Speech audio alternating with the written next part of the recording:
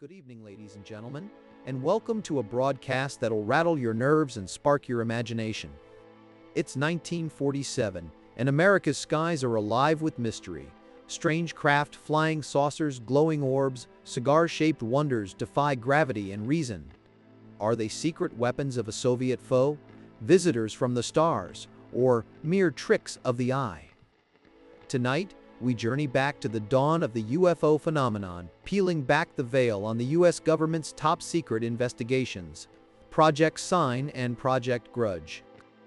From classified files to burned reports, this is a tale of Cold War paranoia, scientific intrigue, and questions that linger to this day.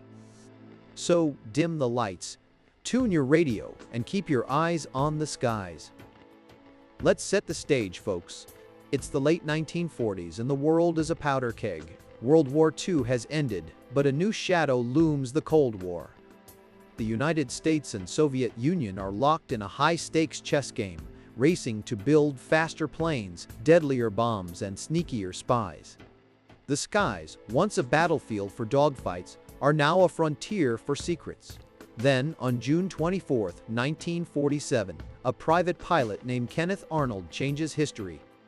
Flying his small plane near Mount Rainier, Washington, he spots 9 crescent-shaped objects zipping through the air at an estimated 1,200 miles per hour, faster than any aircraft of the era.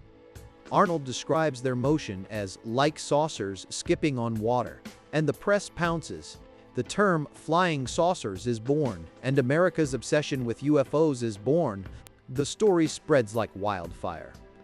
By summer's end, reports flood in from every corner of the nation. Military pilots, farmers, housewives, even air traffic controllers claim to see strange objects in the sky. Some describe discs, others glowing lights, and a few swear they've seen structured craft with no wings or propellers. The U.S. Army Air Forces, reorganized into the U.S. Air Force in September 1947, can't ignore the uproar. Are these Soviet spy planes, experimental craft, or something beyond human ken?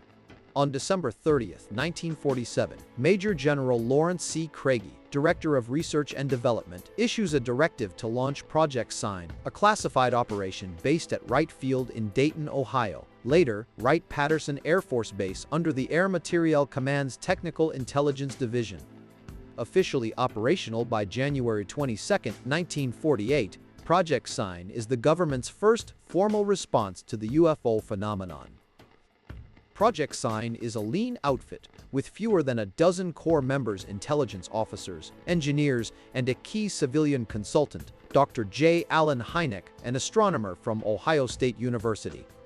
Led initially by Captain Robert R. Snyder, their mission is clear: collect, analyze, and evaluate every UFO report to determine if these objects threaten national security, represent Soviet technology, or point to an unknown phenomenon. Operating under restricted and sometimes top-secret classification, they investigate 243 cases, from military pilots to civilian eyewitnesses. They use standardized questionnaires, conduct interviews, visit sighting locations, and collect evidence like photographs and radar data. The team works with the Navy, Army, and even the FBI to cross-reference reports, consulting meteorologists and aeronautical engineers to rule out conventional causes. Let's dive into their most compelling cases. First, the Kenneth Arnold sighting itself, June 24, 1947. Though it predates Project Sign, it's investigated retroactively. Arnold's 9 objects, moving at speeds no plane could match, are ruled out as conventional aircraft due to their shape and velocity. The case, unexplained. Then, on July 24, 1948, the Childs-Whitted encounter shakes the team. 2 Eastern Airlines pilots, Clarence Childs and John Whitted, are flying a DC-3 over Montgomery, Alabama, at 5,000 feet. At 2:45 a.m., a 50 to 100-foot long, cigar-shaped object with illuminated windows and a fiery exhaust zooms past, just 700 feet away. It moves at incredible speed, with no sonic boom, and performs maneuvers no known aircraft could achieve. Science investigators rule out meteors due to the object's structured appearance and agility. Some team members lean toward an extraterrestrial explanation. Outcome: unexplained. Even more thrilling is the Gorman dogfight, October 1, 1948, over Fargo, North Dakota. First Lieutenant George F. Gorman, a North Dakota Air National Guard pilot, spots a small, glowing orb 6 to 8 inches in diameter, darting through the night sky. For 27 minutes, Gorman chases it in his F-51 Mustang, climbing, diving, and banking. But this object outmaneuvers him with ease, zipping away at speeds beyond anything in the Air Force's arsenal. Ground witnesses and radar confirm something's there. The Air Force suggests a weather balloon, but Gorman's detailed account and the object's agility cast serious doubt. This case, too, is marked unexplained. Project Sign's team is thorough, analyzing flight characteristics like speed, maneuverability, and appearance. They consider every possibility: weather phenomena like temperature inversions or lenticular clouds, astronomical objects like Venus or meteors, balloons, aircraft, even hoaxes. But 20 to 30% of their 243 cases, roughly 50 to 70 sightings, defy all known explanations. No balloons or planes could move at hypersonic speeds without sonic booms or perform instantaneous turns. This leads to a bombshell within the team. A faction, including some intelligence officers, begins to suspect these objects might be extraterrestrial. In mid-1948, they draft a classified report called the Estimate of the Situation, concluding that some UFOs are likely of non-human origin. It's sent to Air Force Chief of Staff General Hoyt Vandenberg, but he's skeptical. Calling it speculative and lacking hard evidence, he orders all copies destroyed in late 1948. The destruction of the Estimate of the Situation becomes a legend among UFO researchers. Dr. Hynek and Captain Edward J. Ruppelt, who later leads Sign's successor, confirm its existence, but no copies survive. Was it too close to the truth? The extraterrestrial hypothesis causes tension within Project Sign, with some pushing for open inquiry and others favoring conventional explanations. The Air Force, wary of public panic in the Cold War climate, wants less speculation, not more. By late 1948, internal disagreements and pressure from above spell the end for Project Sign. In February 1949, they release a final report, declassified years later, stating that most sightings are prosaic, weather phenomena, aircraft, or hoaxes. Yet, those 20 to 30% unexplained cases linger, and the report recommends continued monitoring. Enter Project Grudge. On February 11, 1949, Project Grudge launches at Wright-Patterson's Air Technical Intelligence Center, replacing Sign with a new mandate: debunk UFO sightings and calm public hysteria. Led initially by Lieutenant Jerry W. Cummings, and later by Captain Edward J. Ruppelt, Grudge is even smaller than Sign, with fewer than 10 core members. Dr. Hynek stays on as a scientific consultant, but he's growing uneasy. Unlike Sign's open-ended approach, Grudge's goal is to explain every sighting as something ordinary: weather phenomena, stars, balloons, or psychological delusions. Operating under restricted or secret classification, they investigate about 170 cases, relying heavily on desk reviews rather than field investigations. Grudge's approach is clear: no mysteries allowed. They attribute sightings to temperature inversions, mirages, or even birds reflecting city lights. The Cold War context fuels their skepticism. Could UFOs be Soviet reconnaissance devices? No evidence supports this, as Soviet tech can't match the reported speeds or maneuvers. Grudge also leans on psychological explanations, blaming science fiction and Cold War paranoia for the UFO craze.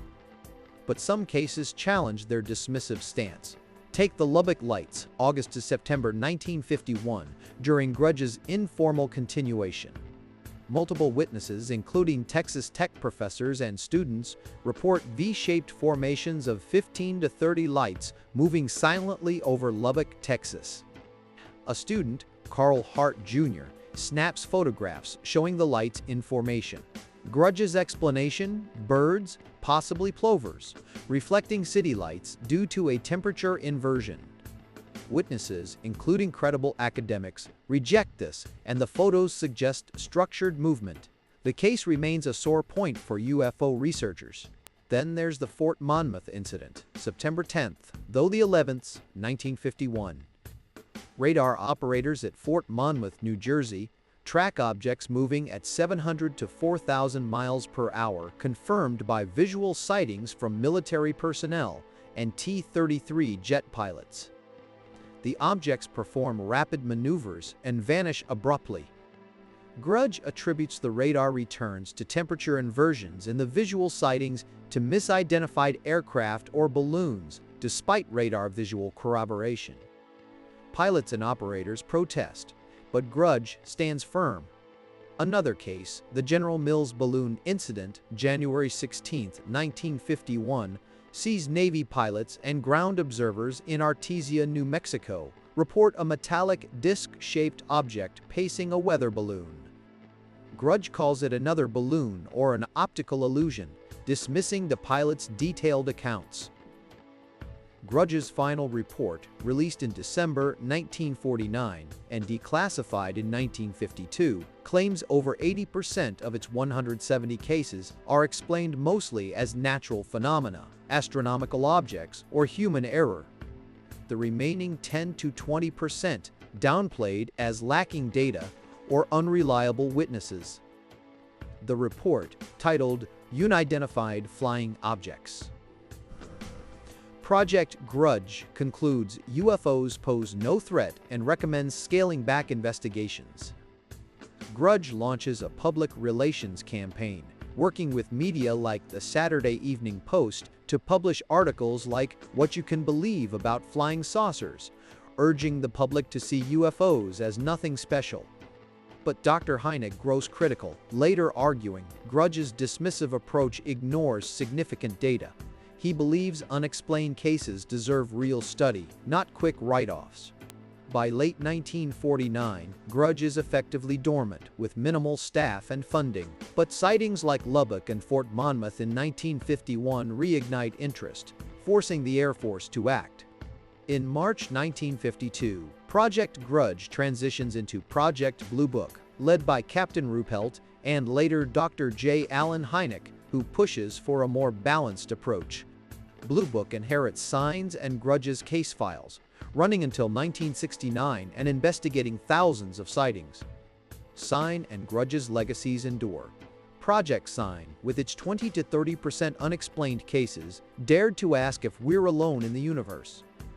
Its estimate of the situation, though destroyed, fuels claims of government cover-ups, echoed in modern reports like the 2021 Pentagon UAP Task Force report. Grudge, with its 10 to 20% unexplained cases, is criticized for bias, alienating witnesses and sparking distrust. Groups like the National Investigations Committee on Aerial Phenomena, formed in the 1952, rise to challenge the Air Force's skepticism. Declassified in the 1972, Signs and Grudge's records available through the National Archives and the Blue Book Archive reveal a government grappling with the unknown. Cases like Childs Whitted, Gorman, and Lubbock Lights remain unexplained, cited today by researchers and whistleblowers alleging secrecy, like the Immaculate Constellation document claiming withheld UAP evidence. So what's the truth? Were Sign and Grudge earnest hunts for answers, or the start of a cover-up? The 1940s gave us flying saucers, Cold War fears, and a mystery that still grips us. What do you think? Are UFOs real or just shadows in the sky? Drop your thoughts in the comments below.